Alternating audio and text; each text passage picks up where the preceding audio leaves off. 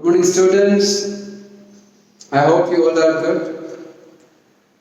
And I'm pretty much sure that you're enjoying this quality time with your parents, right? As well as your grandparents, I must say. Dear children, one more time, I am in front of you with yet another poem, that is Geography lesson. This poem is taken from your textbook, that is Honeydew. And this poem is written by a poet named Zulfikar Ghosh. Zulfikar Ghosh जो है उन्होंने ये poem लिखी. Here the poet is expressing his own experience that one day when he was in the aeroplane, he was flying high above the city. He observed so many things. And so he had many questions in his mind after observing so many things.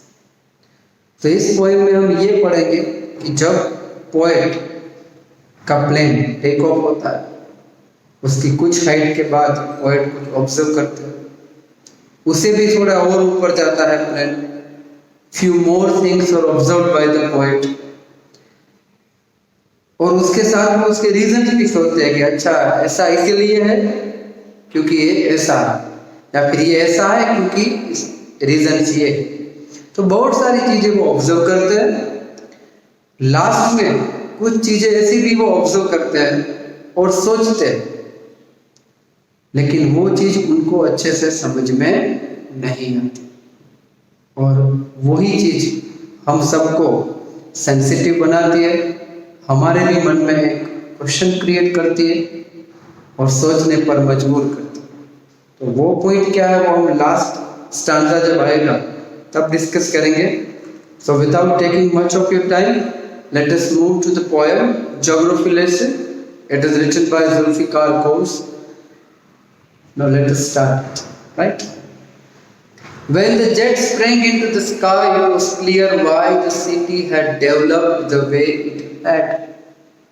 When the jet, यानी कि aeroplane, sprang into the sky, उड़ा जब aeroplane जब उड़ा, तो it was clear, एक चीज clear हो गई पोएट, क्या?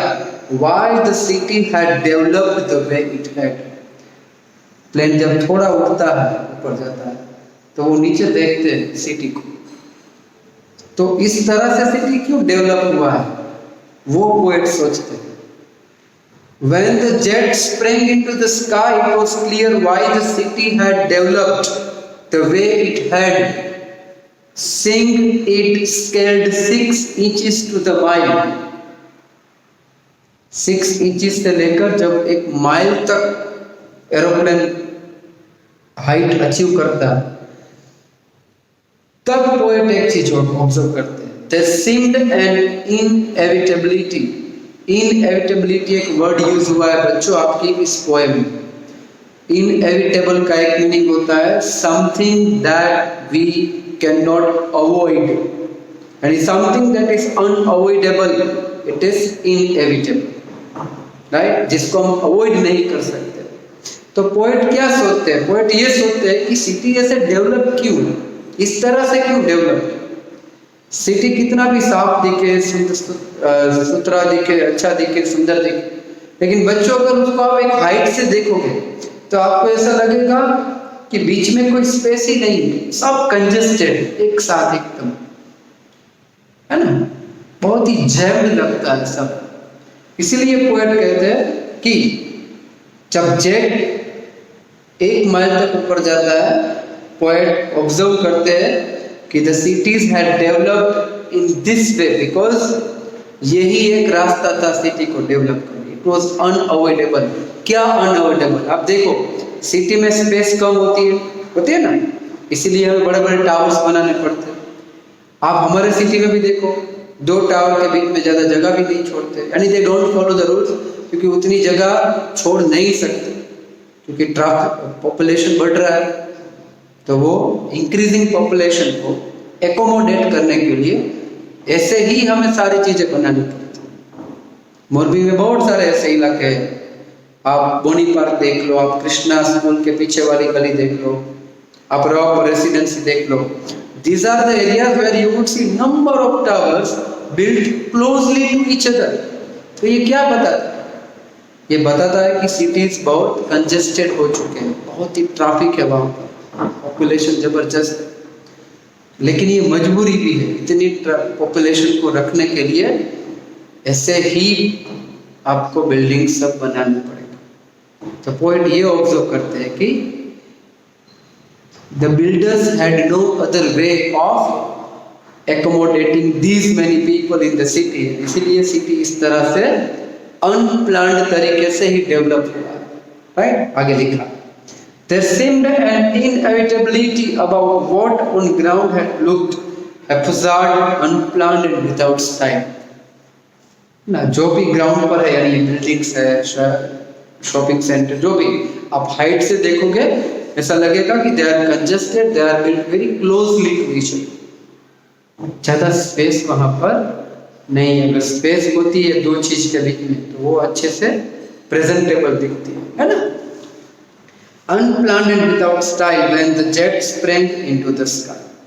So in these first 8 lines the poet says that one day when he was traveling by airplane, when his aeroplane reached at the height of 1 mile, he observed that cities were not planned properly, they were haphazardly made, they were haphazardly built। क्योंकि बहुत सारी population, जगह कम। आप सोच सकते हो कि अगर एक छोटे से रूम में 50 लोग को रखा जाए तो बस ऐसी हालत सिटी की है। लेकिन जब आपको 50 लोगों को रखना आपकी मजबूरी है, आपके पास कोई ऑप्शन नहीं है, तो आप रखोगे ना वहाँ पर। It means that situation is unavoidable। आपके पास ऑप्शन ही नहीं है, so you have to keep it in that way। I hope you are clear। अब पोएट कहते हैं कि जब उनका जो प्लेन था वो 10,000 फीट की हाइट पर पहुंचा, तब क्या देखा? When the jet reached 10,000 feet, it was clear why the country had cities where the rivers ran। Poet ने ये भी चीज ऑब्जर्व की कि ज्यादातर सिटीज कहाँ पर डेवलप हुए थे? वहां पर डेवलप हुए थे जहां पर बहुत सारी रिवर्स थी, क्योंकि नदी के किनारे ही सिटी बसता। अब देखो डेजर्ट में क्यों पॉपुलेशन कम है? वहां पानी नहीं है। सिटीज और विलेज जहां पानी है वहां पर ही डेवलप होते हैं, क्योंकि without water all our existence stand still, zero हो जाता है हमारा एग्जिस्टेंस, टिक ही नहीं पाता, right.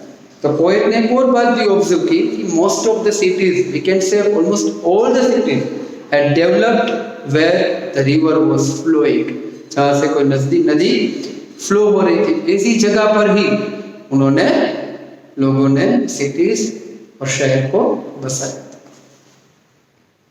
When the jet reached 10,000 feet, it was clear why the country had cities where the rivers ran and why the valleys were populated। Valley का भी वही meaning होता है बेटा, दो साइड्स माउंटेन है, बीच में पानी जा रहा है, एकदम बड़ी सी नदी फ्लो हो रही है, तो ऐसी जगह पर you would see the people living there। क्यों? जहां पानी वहां ही हम, क्योंकि पानी के बगैर। तो पोएट को ये भी एक ज्योग्राफी का ही लेसन, ज्योग्राफी में ऐसा पढ़ने को आएगा आपको 8th स्टैंडर्ड में भी आपके क्लास में, इसमें लिखा होगा कि जहां पर पानी होता है वहां पर पॉपुलेशन ज्यादा होती है। That is the reason Uttar Pradesh is the biggest state of India in terms of population. क्यों? वहां पर 21 करोड़ से ज्यादा लोग रहते हैं, क्योंकि वहां पर गंगा नदी पास होती है। और गंगा नदी आपको बता दूं 2900 किलोमीटर की लेंथ है, पूरे यूपी को पानी देती है। दैट इज द रीजन कि यूपी में बहुत ज्यादा लोग रहते हैं। Clear? Okay. When the jet reached 10,000 feet, it was clear why the country had cities where the rivers ran। नदी है वहां पर ही लोग बसेंगे। And why the valleys were populated? The logic of geography। अभी आपको बताया कि टेक्स्ट बुक में आएगा geography. The logic of geography that land and water attracted man was clearly delineated when the jet reached 10,000 feet। तो बच्चों 1 mile की height पर जब एरोप्लेन जाता है तो पोएट को ये दिखता है कि सिटीज जो है वो प्रॉपरली प्लान्ड नहीं है, दो मकान या 2 टेनामेंट्स 2 अपार्टमेंट्स के बीच में ज़्यादा जगह नहीं है क्योंकि पॉपुलेशन ज़्यादा है। तो cities are not well planned. In the first stanza poet ये कहते हैं। सेकंड स्टैंजा में कहते हैं कि जब उनका एरोप्लेन 10,000 फीट की हाइट पर पहुंचता है तो ही ऑब्जर्व्स अदर थिंग्स। वो ऑब्जर्व करते हैं कि ज़्यादातर सिटीज कहाँ डेवलप हुए थे, जहाँ पर कोई नदी फ्लो हो रही थी, राइट। और this is the logic of geography कि man have always been attracted by rivers and the land, जहाँ ज़्यादा अच्छी जमीन। इसीलिए मैं फिर से बोल रहा हूँ कि माउंटेन एरिया में ज़्यादा पॉपुलेशन नहीं है, डेजर्ट में ज़्यादा, क्योंकि वहाँ पर ना लैंड ज़्यादा है ना पानी ज़्यादा। That is I hope so, right. Moving to the last beautiful sentence. When the jet rose 6 miles high, it was clear the earth was round and that it had more sea than land. जब 6 miles की height पर जब poet कहते हैं उनका plane पहुंचा तो उन्होंने ऑब्जर्व किया कि पूरी दुनिया गोल लग रही है और पृथ्वी पर पानी ज़्यादा है, जमीन कम है। This is also the lesson of geography कि हम सब ने पढ़ा है साइंस में, ज्योग्राफी में, कि almost 72% of earth area is occupied by water. Rest of the है उसमें सारे फिजियोग्राफिक डिविजन्स आ जाते हैं, जैसे कि माउंटेन्स आ जाते हैं, हम लोग सिटीज, हमारी जगह आ जाती है, जमीन आ जाती है, राइट। तो जब जेट जो है 6 माइल्स की हाइट पर पहुंचता है, poet observes one more thing, he learns one more lesson of geography, that is earth is round. Another message is earth has more sea than land, right? But it was difficult to understand that the man on the earth found causes yani karan, reasons to hate each other, to build walls across cities and to kill. From that height it was not clear why. My dear students, let me drop the textbook because it's a very beautiful stanza that the poet mentions here, and he just wants to convey one thing कि हम इंसान लोग, हमने क्या, देखो कुदरत ने पूरी अर्थ को कैसा बनाया था, open to everybody, there was no boundary, है ना। लेकिन इंसान ने क्या किया, अपनी अपनी बाउंड्रीज सेट कर। पोएट एक और चीज कहते हैं कि क्योंकि हमने हमारी बाउंड्री सेट कर दी, इसके कारण क्या हुआ, झगड़े हुए, क्लैशेस हुए। People of different religion they started fighting with each other, they started killing each other, sorry. So poet यही कहते हैं हमको कि सारी चीजें पहले समझ में आई कि why the cities are not planned properly. उनको ये भी बात समझ में आ गई कि why cities had been near the river area only. उनको ये भी समझ में आ गया कि अर्थ वाज राउंड। उनको ये भी समझ में आ गया कि earth had more sea than land. But the one thing that poet could not understand it was why people kill each other. The one thing that poet could not understand why people hate each other. Poet वो कहते हैं कि geography lesson तो सब समझ में आ गए, ये लेसन कैसे हम समझें, इसका सॉल्यूशन क्या है, उसका कारण क्या है, वो कोई पोएट को समझ में नहीं आता, राइट। क्योंकि ये सब किसने क्रिएट किया, हम, बाउंड्री किसने बनाई, हमने, मेरा तेरा किसने चालू किया, हम, धर्म अलग अलग किसने किए, हम सब हमने किया, हमने सबको अलग कर दिया, इसीलिए झगड़े हो रहे हैं। That's why people are thirsty of each other's blood, एक दूसरे के खून के प्यासे हैं। पोएट कहते हैं कि मुझे ये समझ में नहीं आता कि we all are, हिंदू मुस्लिम सब बोल जाओ, we all are the creation of God, हम सब भगवान के, उस अल्लाह के ही बनाए गए, then why do we fight? ये पोएट को समझ में नहीं आता। ज्योग्राफी लेसन समझ में आ गया, ये लेसन, इसके पीछे का रीजन पोएट को समझ में नहीं आता है। मैं भी आपको एक क्वेश्चन छोड़ रहा हूँ, क्या इस प्रॉब्लम का कोई हल है? Is there any way of stopping people killing each other? Right? Is there any way of people whom we can teach to respect each other?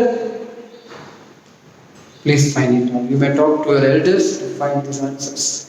Thank you very much. I hope you understood this beautiful poem. Take very good care of everybody at home. We will meet very soon. Thank you. Jai Hind everybody.